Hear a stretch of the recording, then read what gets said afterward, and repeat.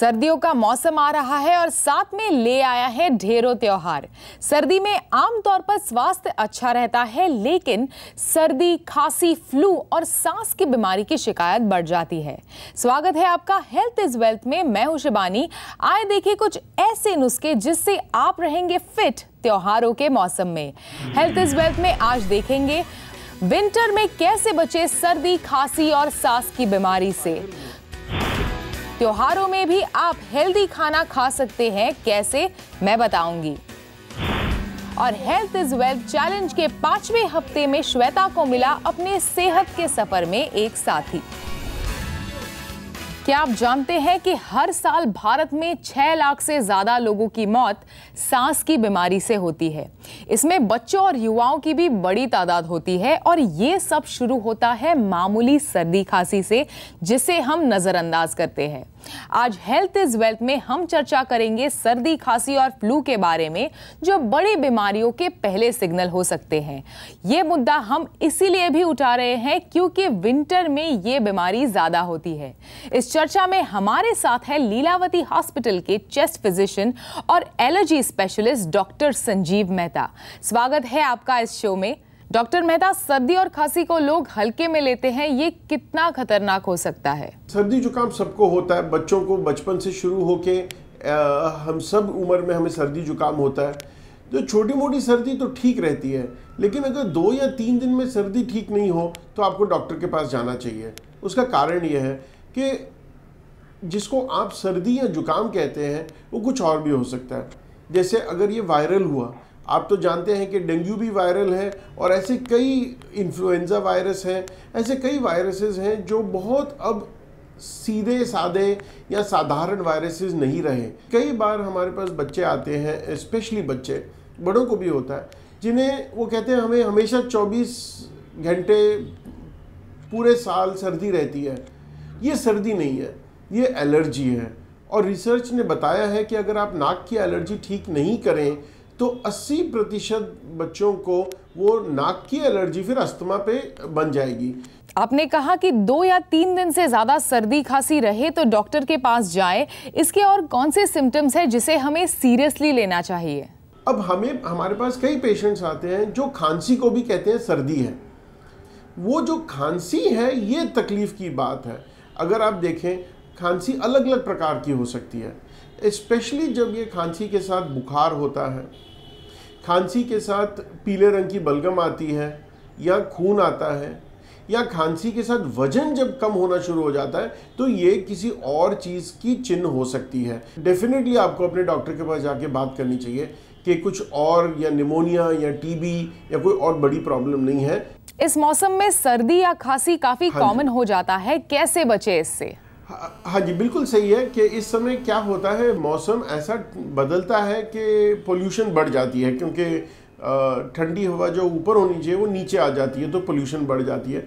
इस समय फिर क्रैकर्स होते हैं, पटाखे होते हैं, सारी चीज़ों के कारण से, और ज़रा ज़्यादा खाना पीना हो जाता है, इस समय ज़्यादा बीमारियां बढ़ जाती हैं। कैसे इसको प्रिवेंट करें? पहली बात तो ये है कि जहाँ भी धूल, धुआं, ऐसा कोई दूषित वातावरण हो तो वहाँ से दूर रहना चाहिए। मैं तो कहूँगा सिगरेट ना ही पीजिए, वो बेस्ट है, लेकिन अगर ऐसे कोई और भी पी रहा है तो उस समय दूर हो जाइए। एक चीज़ बड़ी कॉमन हमने देखी है, अगरबत्तियाँ। अभी घरों में अगरबत्तियाँ और मच्छरों को भगाने वाली भी चीज़ें होती हैं, उनकी भी धूल धुआं हमारे पेशेंट्स को तंग कर सकता है। ये जो पटाखे हैं इनसे दूर रहिए, मैं तो कहूँगा कि ना ही करें।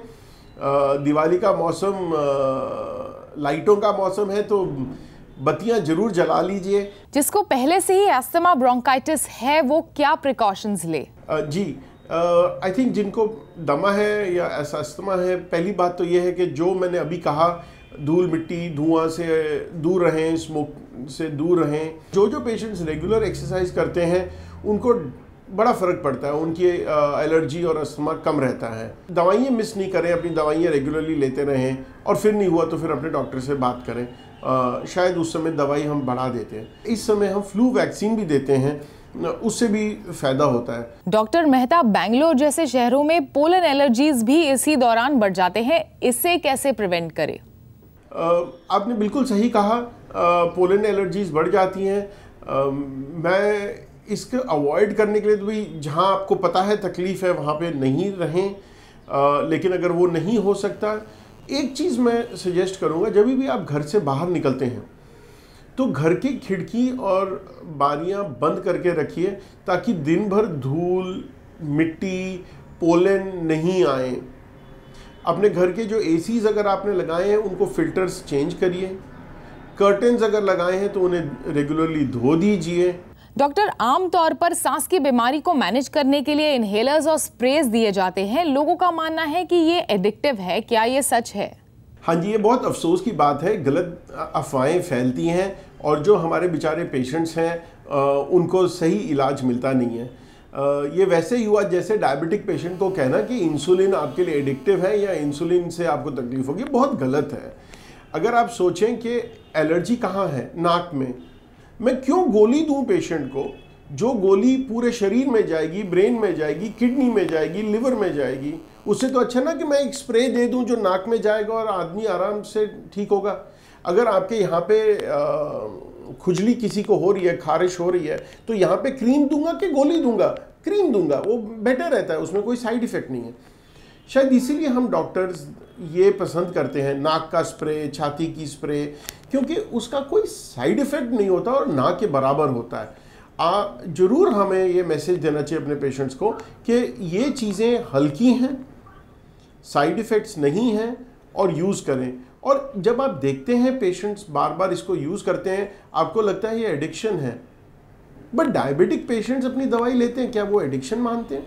डॉक्टर, जैसे आपने कहा ज़्यादा पोल्यूशन की वजह से ये बीमारियां बढ़ रही हैं, तो कैसे बचे इससे? क्या कोई खास डाइट या एक्सरसाइज है जिससे मदद हो सकती है? हम डाइट, एक्सरसाइज, हेल्दी लाइफस्टाइल बहुत आवश्यक है और इससे हर एक बीमारी कम हो जाएगी। ज़रूर योगा करें, ये सारी चीज़ें बहुत आवश्यक है।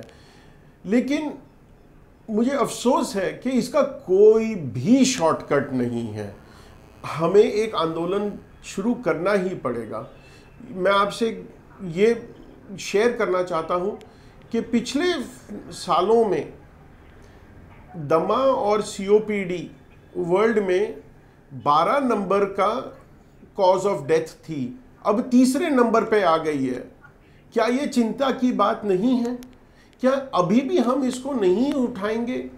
हमारे जो छोटे बच्चे जो आज पैदा हो रहे हैं, जो ये हवा ले रहे हैं, ये जरूर इनको तकलीफ होने वाली है।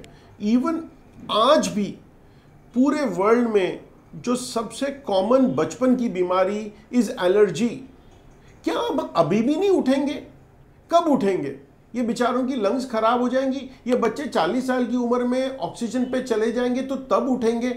ये टाइम अब है, कोई शॉर्टकट नहीं है। हमें अपनी हवा साफ करनी ही पड़ेगी, पूरी दुनिया कर चुकी। Doctor Mehta, thanks for speaking to us. Thank you for having me, my pleasure, thank you. Health is wealth में अभी वक्त है एक छोटे से ब्रेक का और आगे देखेंगे कैसे फेस्टिव सीजन में भी आप हेल्दी खाना खा सकते हैं।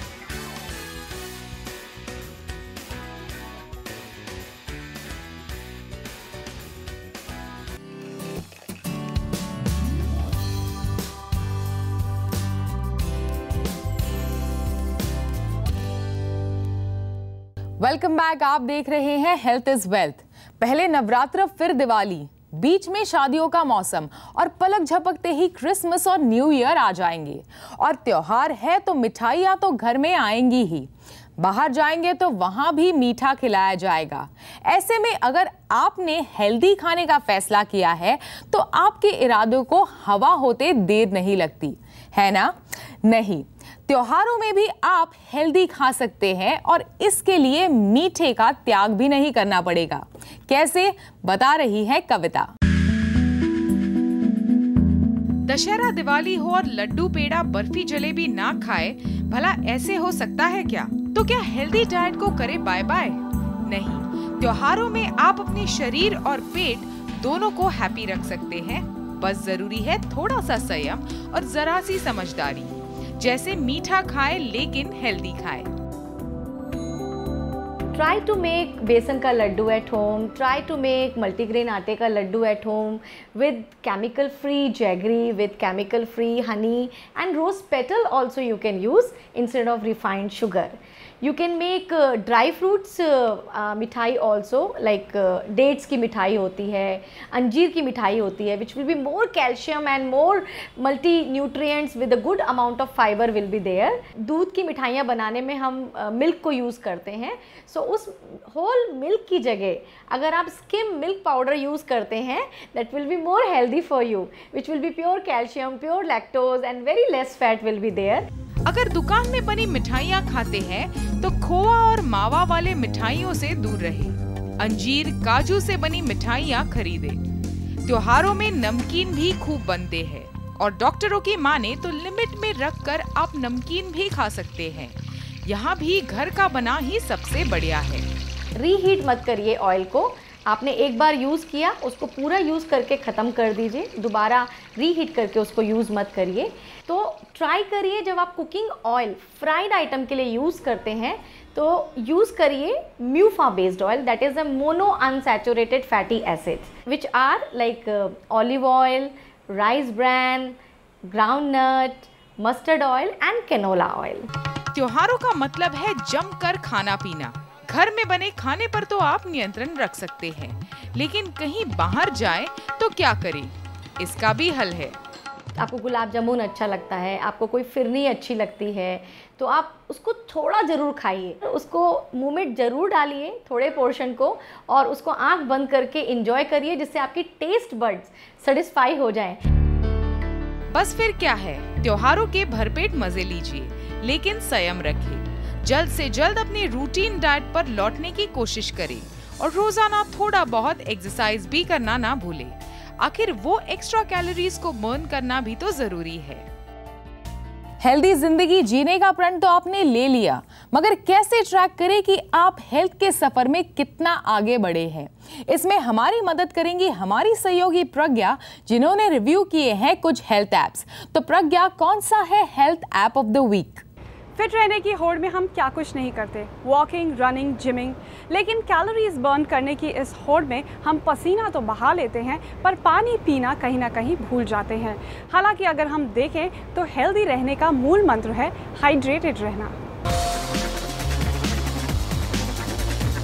सही एक्सरसाइज और डाइट के साथ साथ स्वस्थ रहने के लिए पानी का सही इंटेक भी ज़रूरी होता है, क्योंकि शरीर में पानी ही सबसे अहम केमिकल कंपोनेंट होता है, जिस पर हमारे शरीर का 60% वजन निर्भर करता है। डिहाइड्रेशन, इंडाइजेशन, कॉन्स्टिपेशन जैसी दिक्कतों से दूर रहने के लिए सही मात्रा में पानी पीना बहुत ज़रूरी है। लेकिन अगर आप बिजी शेड्यूल की वजह से अपने पानी के इंटेक पर ध्यान नहीं दे पा रहे हैं तो घबराइए मत, क्योंकि इसके लिए आपके मोबाइल पर तमाम ऐप्स मौजूद हैं और इनमें से सबसे यूनिक ऐप है नैनी प्लांट। नैनी प्लांट की खासियत ये है कि ये एक बेहद ही इंटरेस्टिंग एप्लीकेशन है। इसमें आपके पास छोटे छोटे प्लांट्स होते हैं जिन्हें आप पानी देते हैं और सूखने से बचाते हैं। कैच ये है कि जब आप खुद पानी पीते हैं तभी इन प्लांट्स को भी पानी मिलता है, यानी आप जैसे ही पानी पीना भूल जाते हैं ये प्लांट्स भी सूख जाते हैं। ऐप को खोलते ही आपको अपने बारे में कुछ जानकारी देनी होती है, जैसे कि आपका वजन, आपकी बॉडी एक्टिविटी। इसके आधार पर ये ऐप कैलकुलेट करता है कि एक दिन में आपको कितना मिलीलीटर पानी पीना है। इसके बाद आपको अपना फेवरेट प्लांट और प्लांट कंटेनर चुनना होता है। जब जब आप खुद पानी पीकर प्लांट कंटेनर पर टैप करेंगे तब प्लांट में पानी जाएगा। आप स्टेटस में जाकर वाटर कंजम्पशन भी ट्रैक कर सकते हैं। पानी पीने के ट्रेंड को जानने के लिए आप हिस्ट्री में जा सकते हैं। इसमें आपको महीने भर का ब्यौरा मिल जाएगा। अगर आप फिर भी बिजी रहने की वजह से पानी पीना भूल जाते हैं तो डोंट वरी, इस एप्लीकेशन के ड्रिंकिंग रिमाइंडर सेटिंग को ऑन कर दीजिए। इसके बाद ये एप्लीकेशन खुद आपको टाइम टू टाइम अलार्म और नोटिफिकेशन के जरिए बताता रहेगा कि अब आपके पानी पीने का वक्त हो गया है। इस ऐप में कुछ ड्रॉबैक्स भी हैं, जैसे इसमें उन फल या सब्जियों के बारे में कोई जानकारी नहीं दी गई है जिसके अंदर अच्छी मात्रा में पानी मौजूद होता है। साथ ही इसमें आप पानी पीने के लिए खुद का कस्टमाइज प्लान भी तैयार नहीं कर सकते। लेकिन ओवरऑल देखा जाए तो ये एक सिंपल और यूनिक ऐप है। अगर आप इसे गंभीरता से यूज करें तो एक हफ्ते के अंदर आपका वाटर कंजम्पशन जरूर सुधरेगा। Pragya Singh, Mumbai. Health is wealth में अभी वक्त है एक छोटे से ब्रेक का, लेकिन बने रहिए हमारे साथ क्योंकि आज हेल्थ इज वेल्थ चैलेंज में मिलेंगे श्वेता के नए साथी से।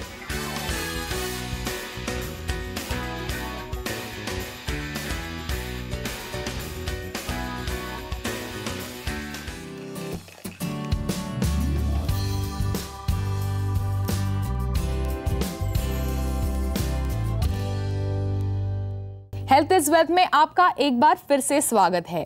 श्वेता के चैलेंज के 5 हफ्ते पूरे हो गए हैं और उनकी प्रोग्रेस वाकई काफी इंस्पायरिंग रही है। इतनी इंस्पायरिंग कि जेजीज फिटनेस सेंटर में अब उनसे प्रेरणा लेकर एक एंटरप्रेन्योर उनके साथ जुड़ गई है। देखते हैं कैसा रहा श्वेता का 5वां हफ्ता। Keep everything right. Breathe. Rotate. Flat back, go down. पिछले 5 हफ्ते में खाने और एक्सरसाइज के मामले में मैंने शालिनी की कही एक चीज फॉलो की, जिसका नतीजा रहा 5 हफ्ते में कुल 11 किलो वेट लॉस। और अब मैं पावर योगा भी कर रही हूँ, जिससे काफी स्ट्रेंथ मिलती है।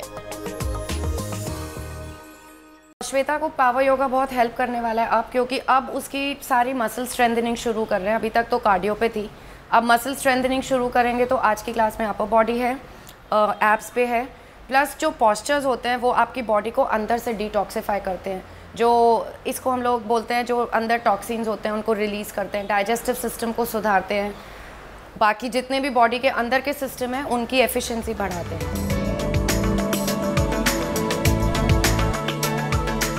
इनसे मिलिए, ये है इश्वीन। इन्होंने मेरे चैलेंज में मेरे साथ जुड़ने का प्लान बना लिया है। इश्वीन एक एंटरप्रेन्योर हैं और न्यायसा नाम के इनके प्रोडक्ट्स काफी पॉपुलर हैं। नेचुरल चीजों से बने फ्रेशनर्स, बाथ सोप्स और एक्सेसरीज इनके ब्रांड की खासियत हैं। इश्वीन एक नेशनल लेवल स्विमर भी रह चुकी हैं, लेकिन पिछले 15 साल से वो अपने वजन को लेकर परेशान हैं। मैं काफ़ी टाइम से सोच रही थी कि मैं अपने वेट लॉस को सीरियसली लूँ, लेकिन कामकाज की वजह से हमेशा मैं 2-3 दिन करती थी और फिर मैं उसको छोड़ देती थी। लेकिन जब मैंने देखा कि श्वेता इतनी मोटिवेटेड है और मैंने इतने अच्छे रिजल्ट उसके देखे 1 महीने में, तो मैं काफ़ी मोटिवेटेड हो गई और I said why not join her, and हम दोनों साथ में करेंगे and let's also motivate the others around us who are struggling with the same problem. तो अब से इश्वीन मेरे साथ इस चैलेंज का हिस्सा हैं। पावर योगा के इस सेशन के बाद हम दोनों ने मसाला भंगड़ा भी किया। एक दूसरे को पेप अप करते हुए ये हफ्ता काफी मजेदार और पीसफुल रहा। उम्मीद है कि शो में बताए गए नुस्खे आपके काम आए, ताकि आप और हम दोनों हेल्दी लाइफस्टाइल की ओर बढ़ पाए और त्योहारों का भी जी भर के मजा ले पाए, क्योंकि जो फिट है वही हिट है।